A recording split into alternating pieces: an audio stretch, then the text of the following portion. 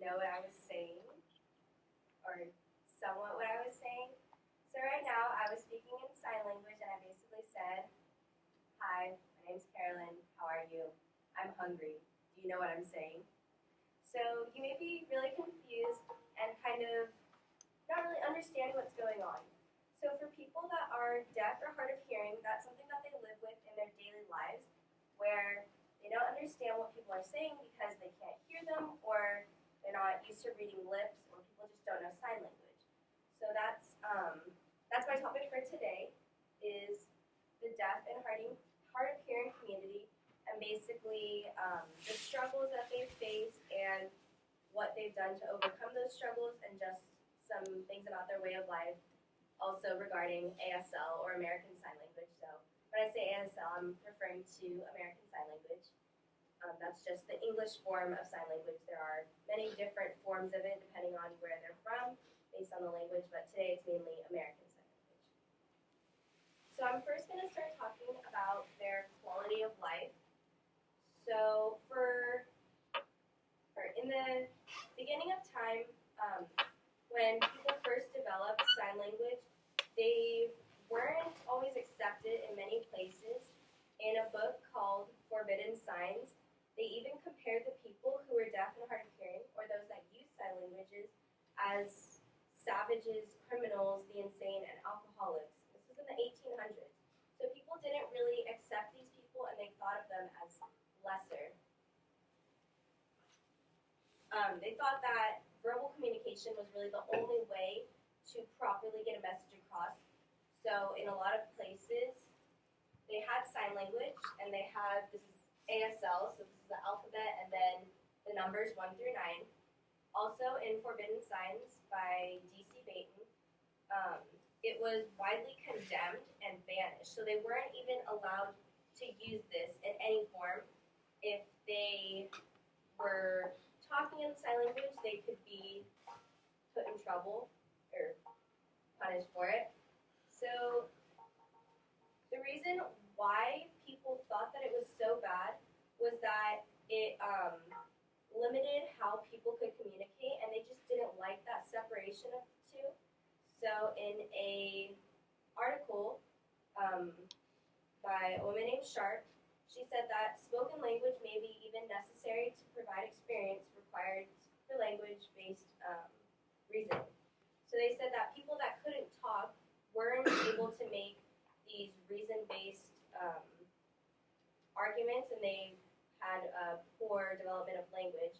So they always wanted people to steer away from ASL, or sign language, and they wanted people to try to talk vocally, even if they were hard of hearing or deaf.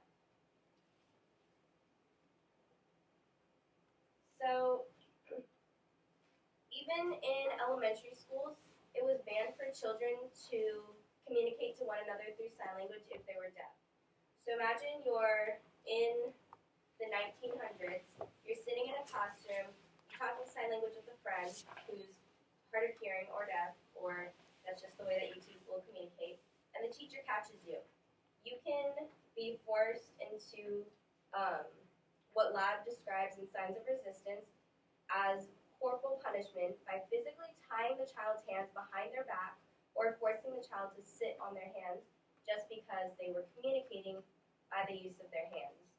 So it was gone as far as physically punishing the children for simply talking to friends. So related to now, a lot of people that are deaf hard of hearing will use captions. So there's many different types of captions.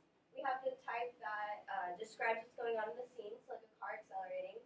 We have them on Netflix, so you may know the show The Office. They offer subtitles. This one's only in English, but sometimes they offer Spanish subtitles, so people that have a language barrier, not just for the deaf hard of hearing, and then regular what the characters are saying.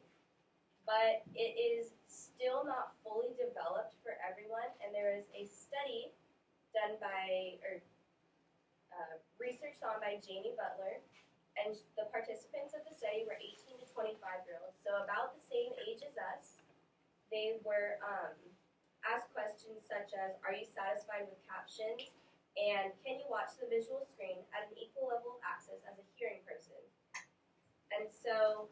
they were asked these questions and they wanted to see if their quality of life was the same as somebody who's hearing. So these are some of the findings that they said. They said that they need, there's a need for direct access. So in not all places, not all people are able to watch the media or even watch the news because there isn't availability of captions. The captioning could be off, so it's not live time, so they don't know what's happening at the moment, and they have to go back at a later time to find out what's going on after the fact. So not only in the media or in the classroom are people affected with not being able to communicate efficiently, but other places is also like the legal field. So they did a study in Brazil, so it's called The Consideration About Importance of Sign Language Interpreters Present in Deaf Teen Lawbreaking by Dos Santos. So basically what was said here was that a Brazilian teen was on trial for breaking the law, and she was deaf and hard of hearing, so she wasn't able to efficiently communicate with what she was feeling at the time. And Santos even says it's important to really listen to what the adolescent is saying because they're the one who broke the law or is in trouble of breaking the law. So it's really important that they too are heard. So that's an example of in the legal field. So something that I encourage you all to do is try to take an American Sign Language class. It's really interesting. I've taken classes in it before, so I know a little amount, and so I can possibly get by if communicating with someone who is deaf and hard of hearing, and I think that's really important. And in ASL as a foreign language in high schools, it says that from 1997 to 2004, the amount of American Sign Language courses has grown by 2,100%. So it is a foreign language, and it is important that people know maybe how to communicate in any certain way with it. And some unexpected benefits that you might not even know about is you're better at hand processing. So when you're talking with your hands or using your hands to communicate, you're better at controlling your hands. And this comes from an article by Francesca Persotti that basically says communication with your hands makes you better at hand control. So I hope after this presentation you understand the hardships and the struggles that people that are deaf and hard of hearing have experienced. And I hope this inspires you to want to learn Sign.